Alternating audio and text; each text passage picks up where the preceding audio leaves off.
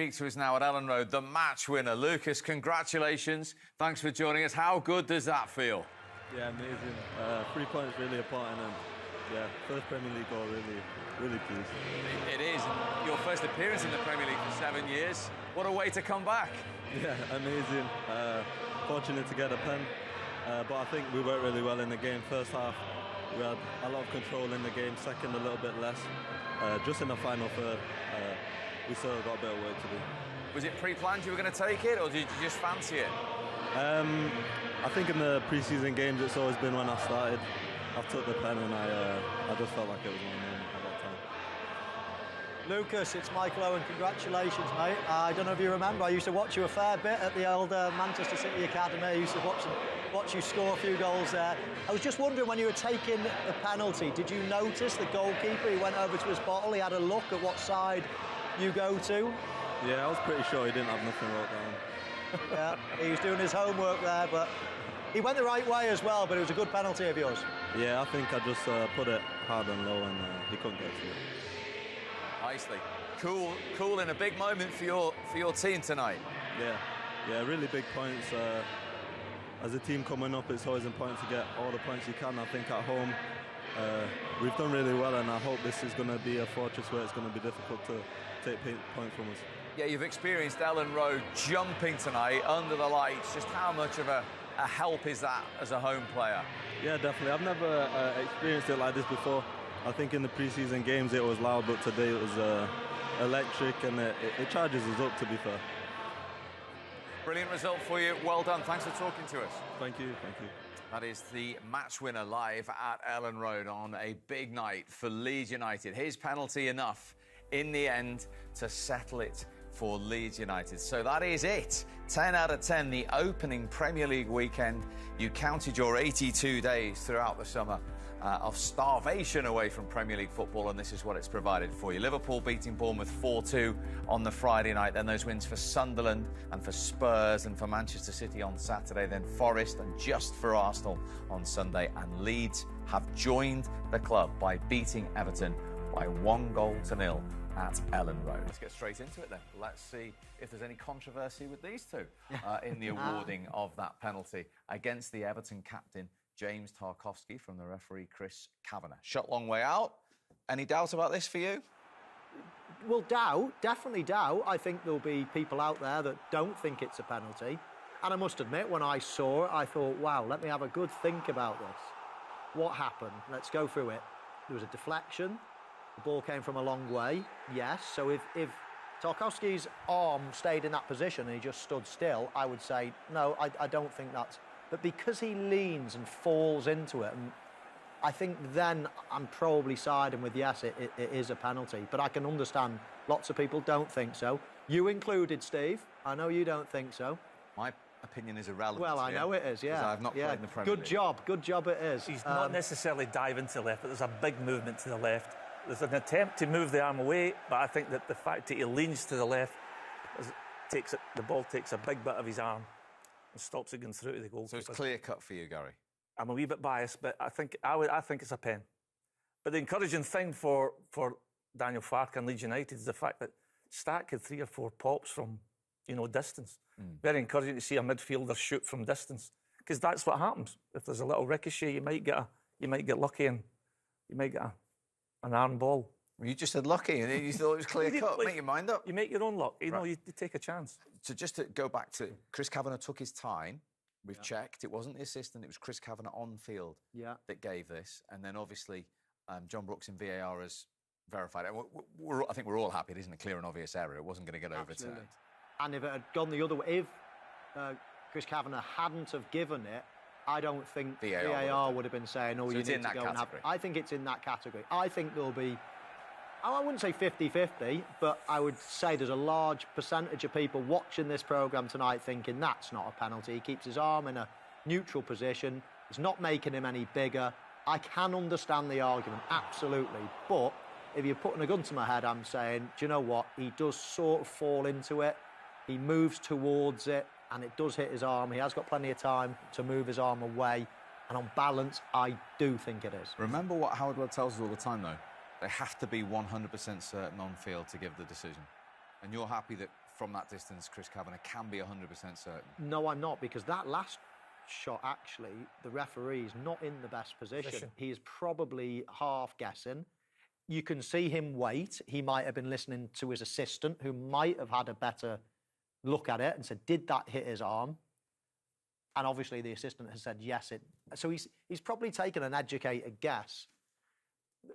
Educated guesses, I know people think, oh, no, you've got to be...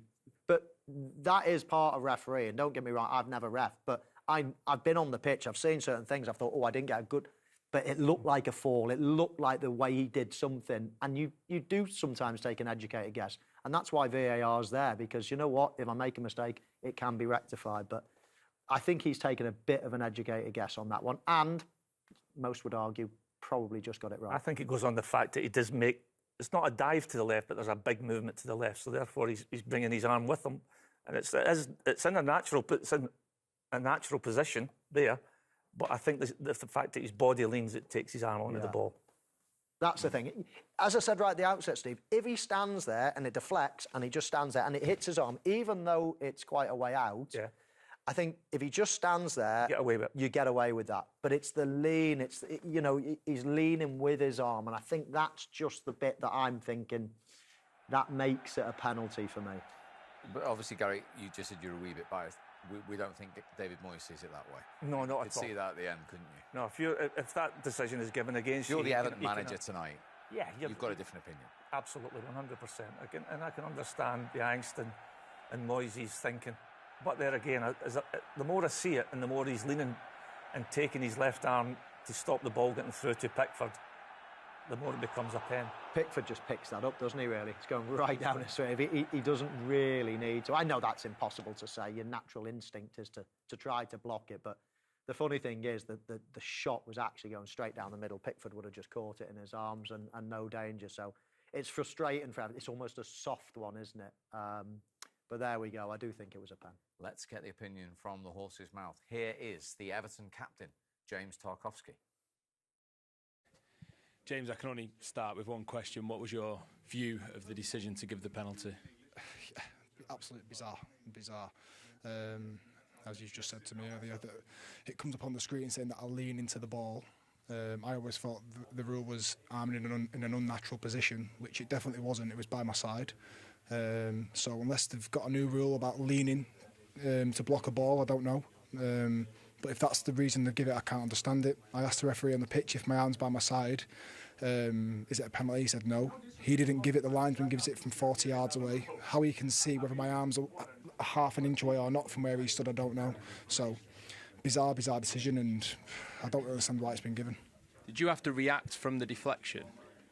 Is that where the change comes with the position? Across, there's probably 3-4 bodies in my way, and I'm moving because I know he's going to shoot.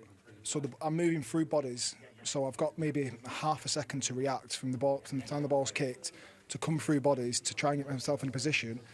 I understand if my left arm comes up and comes out, but I just move across and it hits my arm, which is beside my body. So I don't understand, unless I have to run around like the European style with my arms on my back. Well, that's not something we're taught, and that's not something I'm ever going to do because it's not easy to move like that.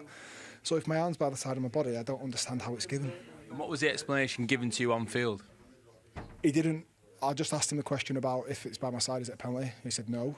And then I asked maybe 30 seconds later, and he said it's been given, they're just checking the build-up to it. Then it's always since I've been in the dressing room, they've said it was for the lean into the ball. But as I said, I didn't know that was a rule. Well, maybe it is now.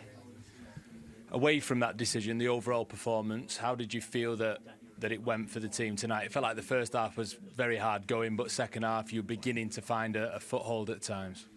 Yeah, we knew early we were going to have to defend. Probably went on for too long. Nearly all of the first half we defended, but never really in danger. Never really felt like they were going to score. A lot of corners, but never really much coming from them. So, as disappointing as the first half was, we expected it to be tough. We just didn't really use the ball very well. In the second half, I thought we got better and we used the ball better without creating loads of chances, but never felt in any danger. And it was always going to be something sloppy, like a mistake, or a penalty that's not a penalty that was going to decide the game. So we would have taken the draw and moved on from it. So I'm disappointed with that, but it's just it was always a tough game coming in the first game of the season against the team that's just come up. You saw Sunday at the weekend who rallied and got a good result, so we expect it to be tough, but disappointed. Thanks, James. Any more sympathy with him? I knew you'd come back to it. Oh, well. He articulated it well. He did, didn't he? Yeah, and absolutely. But I could have sat here and maybe thought the other side and come up with the same reasons. And I'm not sure, to be honest, whether leaning into it is in the rule book. His explanation before the deflection that he was going that way. He's going that way to block the ball. What's he supposed to do? Is what he's saying.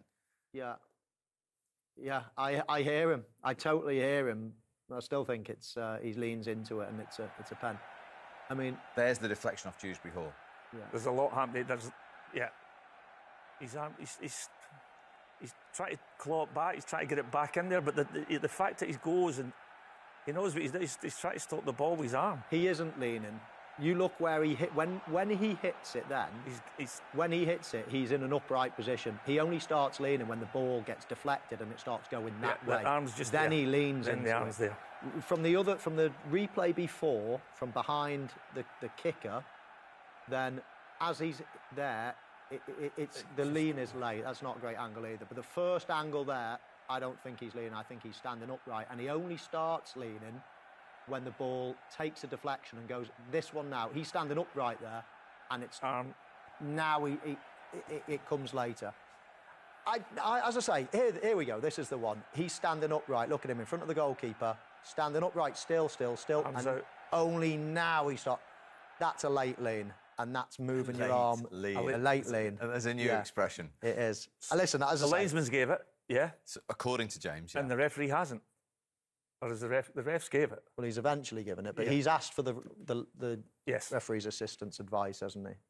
Listen, and like I say, the problem with football, or the good thing about football, is not every decision, nothing is 100% where everybody agrees. And most of the time, it's subjective. So most of the time, it's a 90-10 or an 80-20 or a 70-30. And we can sort of say, well, I didn't really think so, but I get it, so you leave it on.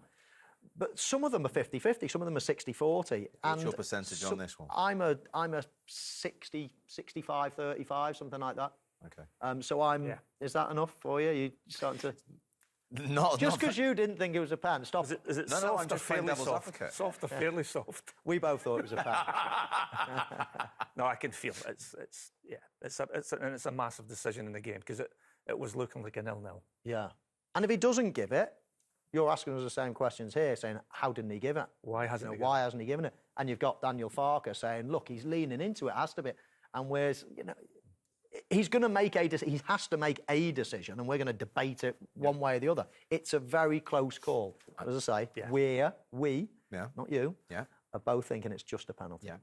I'm always here to ask questions, and you're here to answer them. Don't forget that. And we're also talking about the awarding of handball penalties. Big discussion, isn't it? When you look at the stats, we keep getting told they have to be 100% certain for penalties with handball. And look how they've decreased since the 21-22 season, which is ironically when Leeds were in the Premier League as well. 26, 24, 13, only 9 all of last season. We've had 2 this weekend, 1 at Forest and tonight. We lost control, Steve.